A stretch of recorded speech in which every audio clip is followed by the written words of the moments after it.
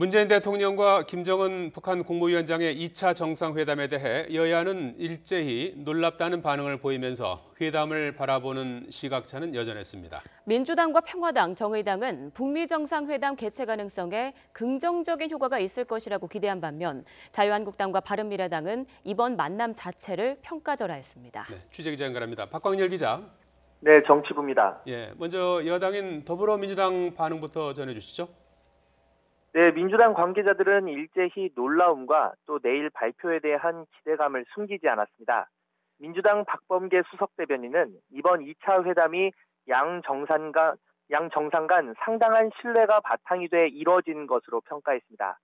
내일 문 대통령의 발표를 국민과 함께 큰 기대를 갖고 기다리겠다고 밝혔는데요.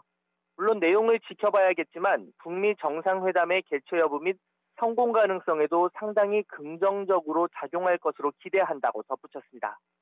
당 대표나 원내대표 등 지도부와 사전 조율이 있었느냐는 질문에는 정확히 알 수는 없다고 말을 아꼈는데요.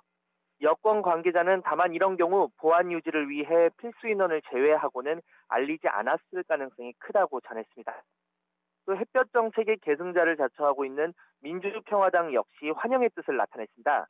최경환 대변인은 북미 정상회담 개최 여부가 불확실한 상황에서 이번 만남이 긍정적으로 작용할 것으로 평가했습니다. 아울러 판문점 선언 이행을 보장하는 실질적 합의가 이루어졌을 것이라는 기대감도 나타냈습니다. 정의당도 두 정상이 한 라인 대신 직접 만난 건 지혜로운 선택이었다고 평가했습니다. 그러면서 남북 문제를 정쟁거리로 만드는 이들만큼 어리석은 이들도 없다며 자유한국당을 우회적으로 비판하기도 했습니다. 네, 반면 보수 야당의 경우 기대감보다는 우려를 나타냈죠. 네, 그렇습니다. 자유한국당이 가장 강경했는데요. 정태욱 대변인은 구두 논평을 통해 투명하지 못한 깜짝 쇼로 평가절하했습니다. 문 대통령의 노력을 마냥 비판할 생각은 없다면서도 국민에게 사전에 알리지 않고 이렇게 깜짝 쇼로 진행하는 것이 북핵 폐기에 도움이 되는지 우려스럽다는 겁니다.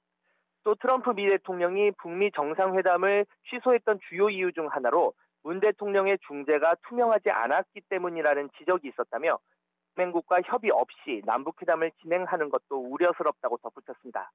바른미래당은 내일 대통령의 발표를 들어보고 판단하는 수밖에 없다며 좀 더 신중한 태도를 보였는데요. 유희동 수석대변인은 이번 2차 회담이 스스럼 없는 관계에서 나온 만남인지 아니면 오늘 만나면 안 되는 절박함에서 나온 만남인지 현재로는 알 길이 없다고 전했습니다. 다만 비핵화가 대화를 통해 이뤄질 수 있다는 국민의 바람이 너무 순진한 바람이 되지 않기를 기대한다고 지적했습니다. 지금까지 정치부에서 YTN 박광렬입니다.